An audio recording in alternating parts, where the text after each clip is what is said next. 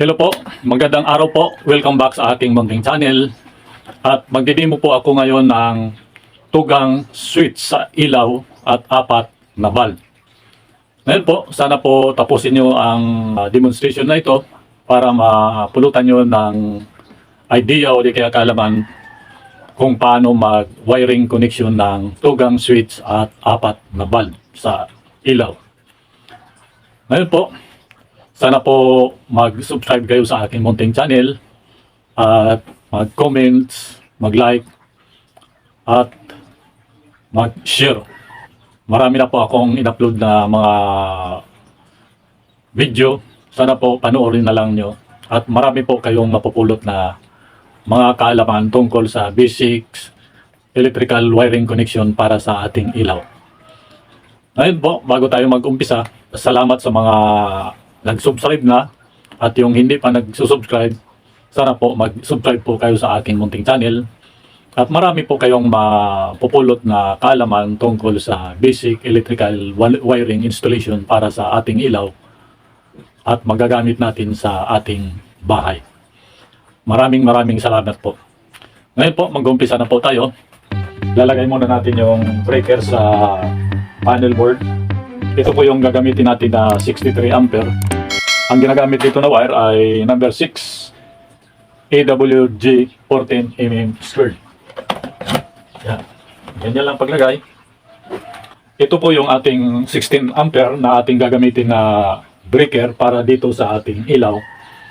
Ang ginagamit dito na wire ay number 14 AWG 2.0 mm squared.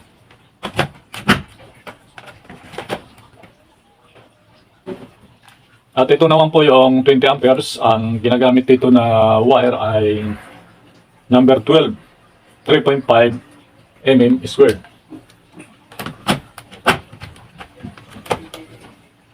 At ito naman po yung 32 amperes na breaker. Ang ginagamit dito na wire ay number 10, 5.5 mm squared.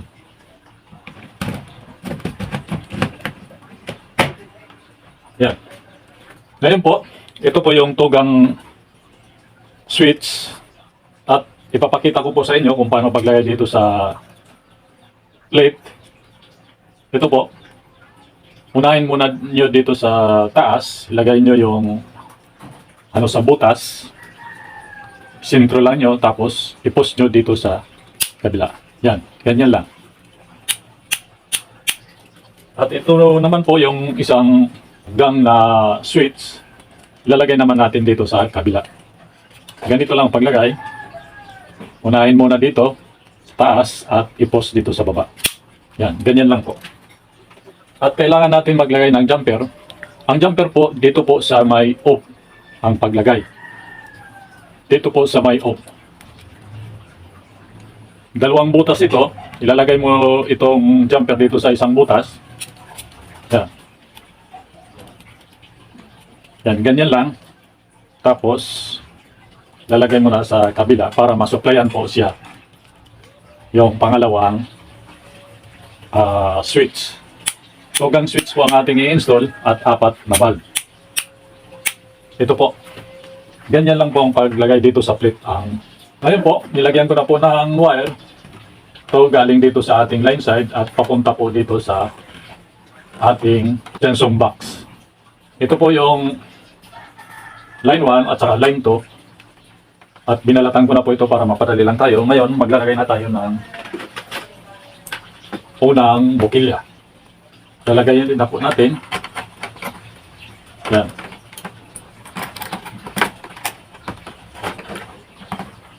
Tugang switch po ang ating i-install. Yan. Unahin muna natin yung line 2 para masundan nyo step by step yung ating pag-wiring. Ito po yung line 2 at yung galing sa bukilya at itong home run, pagsama-samahin lang natin itong tatlong ito para magkaroon na po sila ng supply. Displace lang natin. Yan. Ako po, binabaluktot ko po ito para hindi po matalim dito sa may unahan. Ngayon po maglalagay muna ako ng gloves. Isa, yung isa mamaya na. Lagyan natin ng electrical tape.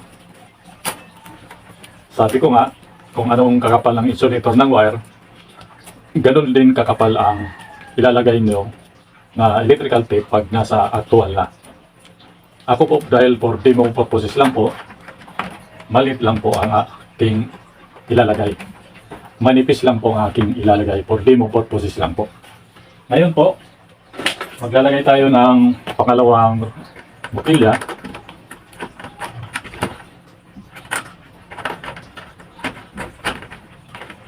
Yan. At maglalagay na din tayo ng home run para masuplayan yung dalawang receptacle. Itong tatlong ito na line 2, pagsasama-samahin lang natin tulad ng nauna para magkaroon na rin sila ng supply. Sama-samahin lang natin itong tatlo.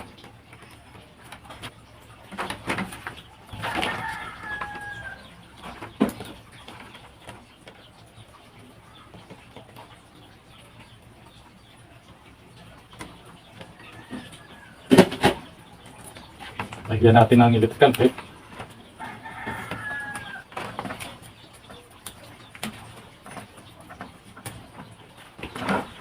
Yan. Tapos na tayo sa pangalawang bukilya. Inuuna muna natin yung line 2. At ngayon maglalagay tayo ng pangatlong bukilya. At yung pang-apat na bukilya para magsama-sama na po sila dito kasi apat lang naman na bulb ang ating ilalagay.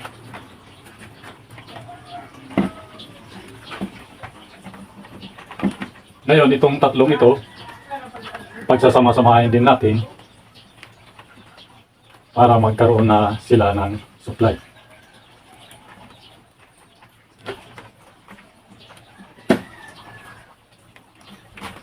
Line 2 muna ang ating inuuna para masundan nyo yung aking wiring connection.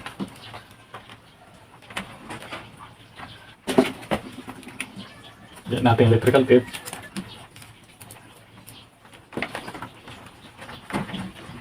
Yan, tapos na tayo sa apat na bulb. Ngayon, dito naman tayo sa... Ayun, maglalagay ako ng home run para sa ating two-gun switch. Ito.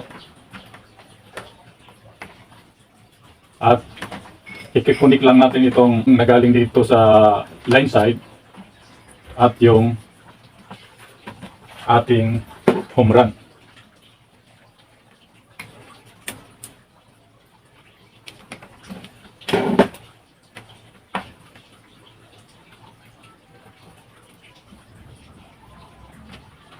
Connect lang natin itong dalawa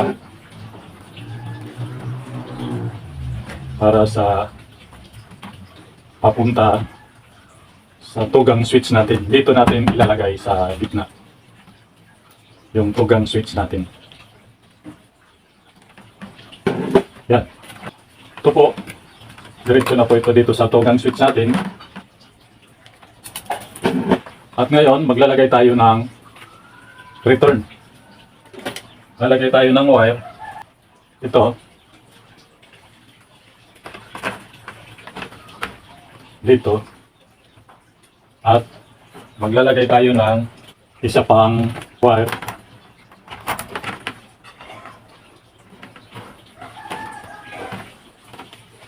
Para sa ating return. Return na po tayo. Ito po yung galing ditong return at saka ito pangalawang bulb at yung papunta doon sa tugang switch natin. Pagsasama-samahin lang natin ito. Itong tatlong ito para masuplayan na po yung dalawang bukilya. Dito na po tayo sa return.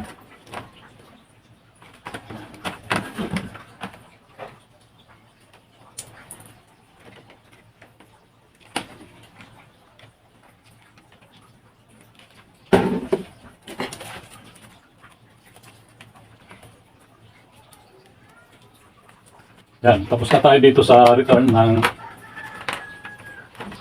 dalawang unang bukilya. Dito naman tayo sa pangatlo at saka pang-apat na bukilyang return. At yung isa papunta dito sa ating tugang switch. At sasama-samahin lang natin itong tatlo na return. Yung galing sa dalawang bukilya at saka papuntang tugang switch. Pagsasama-samahin lang natin ito para magkaroon na po siya ng return.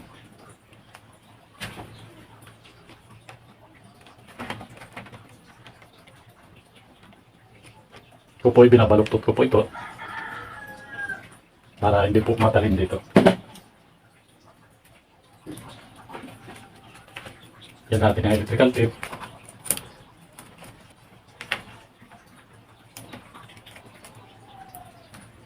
Yan. Tapos na tayo sa return. Yan. May supply na po sila. Yung dalawang return at saka yung dalawang return din dito. Ito na. Ngayon po, lalagay na muna natin itong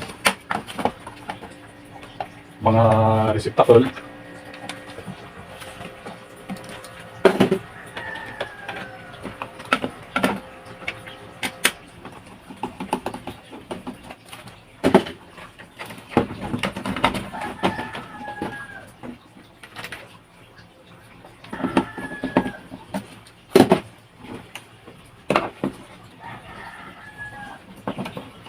Yan, tapos na tayo maglagay ng mga receptacle. Ngayon po, ilalagay ko na po yung tugang switch natin. Yung line 1, dito po natin ilalagay sa may jumper. Dito po sa may jumper natin ilalagay, dito sa may off, yung ating line 1. Ito po yung ating line 1, ilalagay ko na po dito po sa may jumper. Sa may off po siya. At ito naman pong ano natin, dalawang valve na return. Ito po siya. Yung ating dalawang valve. Dito po natin ilalagay sa unang switch. Dito po sa unahan. Yung return niya. Yan. At ito naman po yung pangalawang return. Yung galing ditong return, pinagsama ko lang. At ito na po yung kanyang return papunta sa ating tugang switch. Ilalagay po nyo dito sa may on yung return. Dito po natin ilalagay sa may on. Ito na po yung para dito sa dalawang valve. Lalagay ko na po yung para sa kanyang return. Yan. Dito po sa may on ang paglagay ng return. Tapos na po tayo.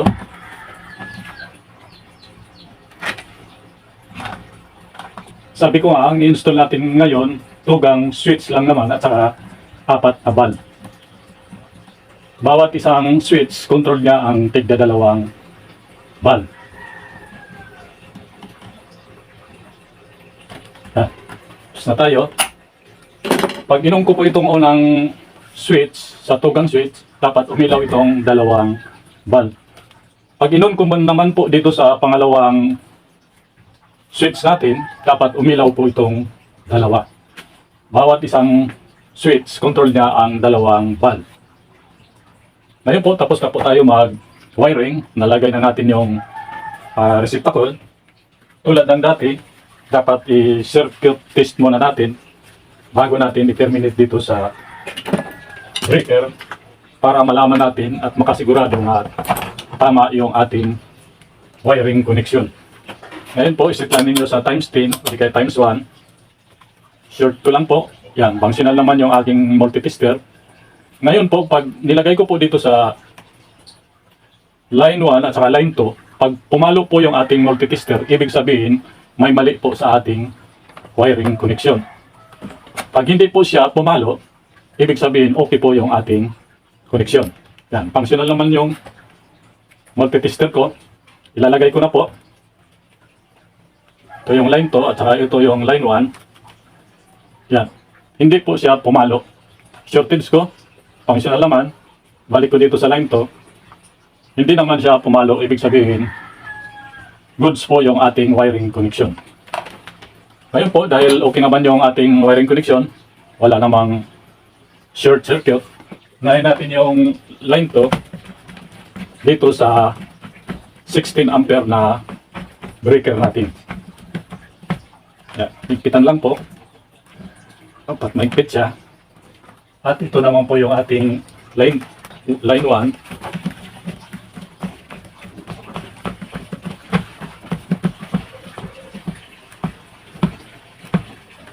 Yan, higpitan lang po. Yan. At ito naman po yung ating galing sa service entrance para dito sa ating main breaker na 63 ampere. Tulad kanina, ang sabi ko ang ginagamit dito na wire ay number 6 EWG 14 squared. Standard po yun. Ako po dahil for demo purposes lang po, maliit lang po ang ating ginagamit dito for demo purposes lang po. Lagay ko na po yung line to. Yan. Ito naman po yung ating line 1. Ilalagay ko na po. Parehas din naman ang ginagamit na wire dito. Number 6 EWG 14 squared. Standard po yun. Yan, ikpitan lang po.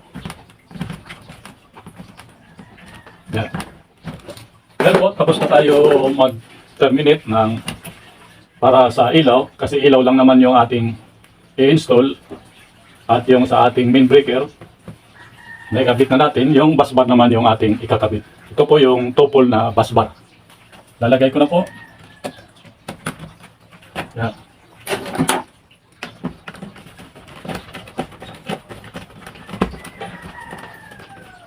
Sana po tapusin nyo yung demonstration na ito para makuha nyo ng idea. Lalo na doon sa mga baguhan pa lang na wala pang alam sa basic electrical wiring installation para sa ating ilaw.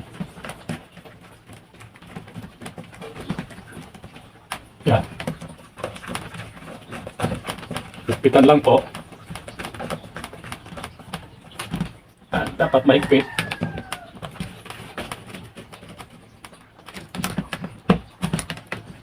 Yan, mahigpit na. Ngayon, tapos na tayo maglagay ng busbar. Yung mga valve naman ang ating ilalagay.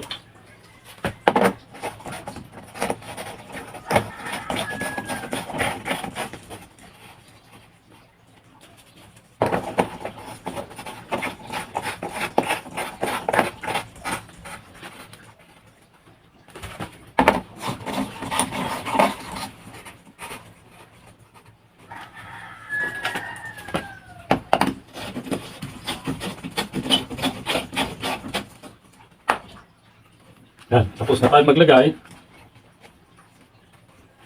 Yan.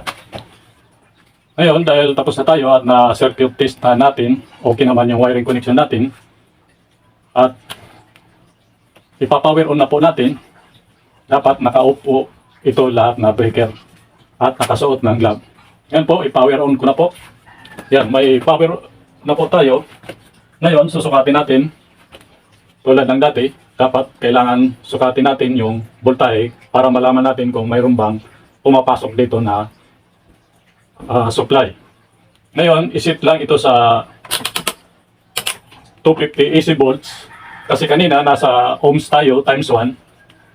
Kaya mahalaga na isit nyo sa 250 AC volts para hindi masira yung ating multi-tester. Kasi voltahe na po ang ating susukatin ngayon. Ngayon, nakasit na po sa AC 250, AC volts 250. Ilalagay ko na po kung ilan bang marireading dito sa analog tester. Lagay ko na po. Yan. 225 volts.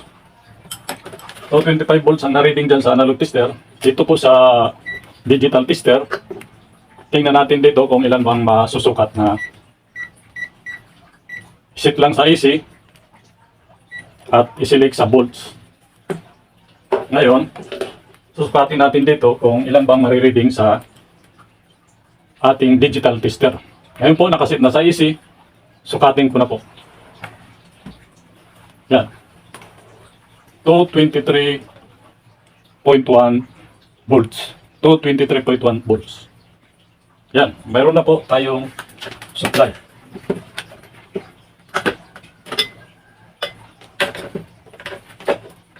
Ngayon po, dahil mayroon na tayong supply, susubukan na natin kung iilaw ba siya at kung tama yung ating wiring connection. Pag inon ko po ito, dapat umilaw itong dalawa.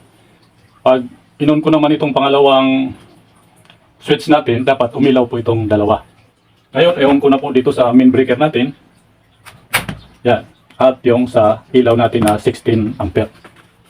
Ewan ko na po, dapat umilaw po itong dalawa. Yan. Umilaw po. At dito naman po sa pangalawang switch natin, dapat umilaw itong dalawa pag inon ko ito. Yan. Umilaw po. Yan. Ganyan lang po ang pag-wiring connection sa tugang switch at 4 na bulb. Ulitin natin. Off. I-off. I-on. I-on. I-off. I-off. I-on. I-on. I-off natin dito sa breaker. Yan. Nag-off po. I-on ko po ulit. At i-off natin dito sa main breaker. Yan. Okay po yung ating wiring connection. At lagyan natin ng takip para maganda namang tingnan.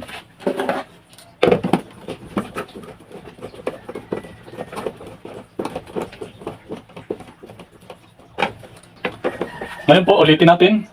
I-off, i-on, i-off, i-off, i-on, i-off, i-on, i-on. I-off natin sa breaker. Yan. I-off na natin dito sa main breaker natin. Yan.